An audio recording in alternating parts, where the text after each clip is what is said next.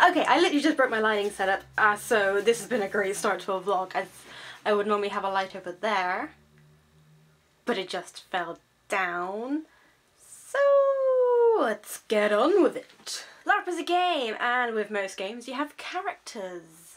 In the case of tabletop and live action, you are the character, and so you should think carefully about what you're going to play. Both types of RPGs have similarities or normally some form of character sheet. When you're creating, you get to choose from races and classes, although some games don't have explicit classes, and you get skills as well, which sort of let you specialise your character. So you can have a general class, but then within those classes you can kind of subclass. So you kind of like go, ooh, instead of a sneaky rogue, I'm just going to be a thieving rogue, or I'm going to be an assassiny rogue. So you go down those particular sneaky trees. One of the big differences though is that while you're LARPing, you generally don't keep your character sheet on you, and you don't roll dice. Your character sheet is there and you do need to reference it, but it's not constantly there. You don't have to do a number check most time. I think there are some RPGs that involve dice. I think there are some LARPs that involve dice, but generally it's all played out by you. You do all the actions, and generally it's referees who determine how successful they are or not. Nothing to do with dice rolls normally. And the things you're acting out are social or fighting or just straight to the downright ridiculous, because you never know what's going to happen in these. People get creative when it comes to LARP, like seriously creative. It's a strange, strange magical world. So how are you going to make your character? How do you start the process? It's really easy, to be honest. You kind of basically go into character creation like you do in any game. You pick your race, you pick your class.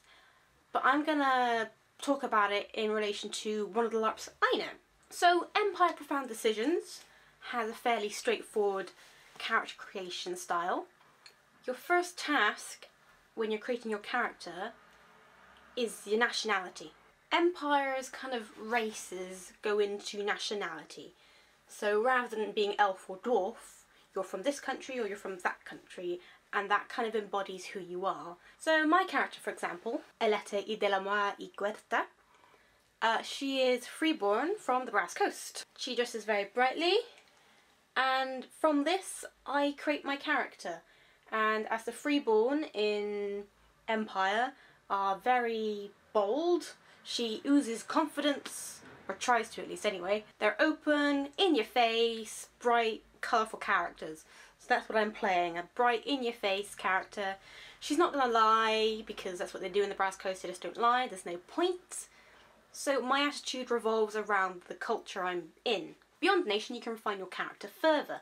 Aletta is a Cambion, and Cambions are imbued with the blood of the eternal realm of autumn. Doesn't mean they're eternal, it just means they have a slightly more unique look about them rather than just being human. And it just allows you to refine your character that bit more.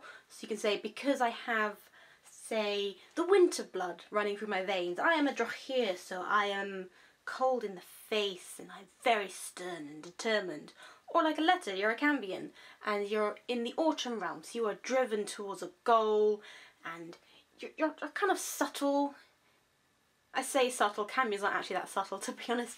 They're a little bit ballsy. But you know what I mean, you just refine your character further, but it doesn't really affect much else beyond that.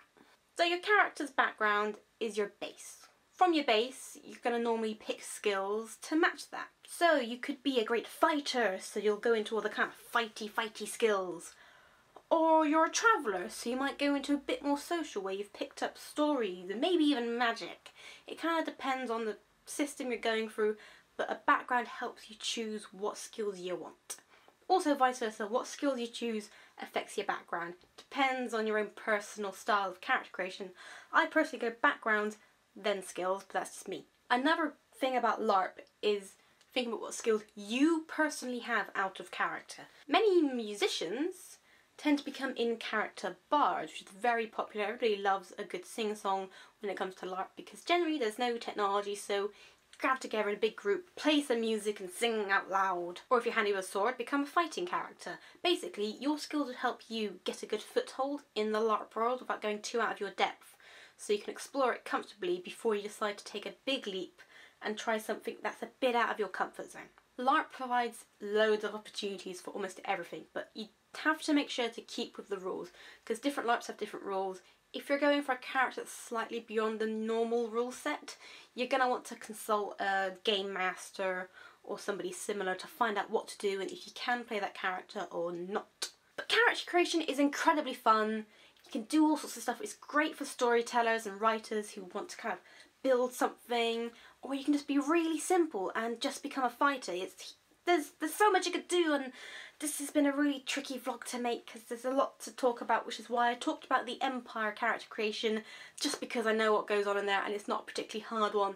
It's just nation, maybe lineage, and skills is the main thing on that one. So that's like probably the shittest overview you ever heard, but never mind, I'm getting through these and I'm pretty happy with the fact that I'm doing this. So I will see you next time with, let's go for costume, because costume is my thing. See you then.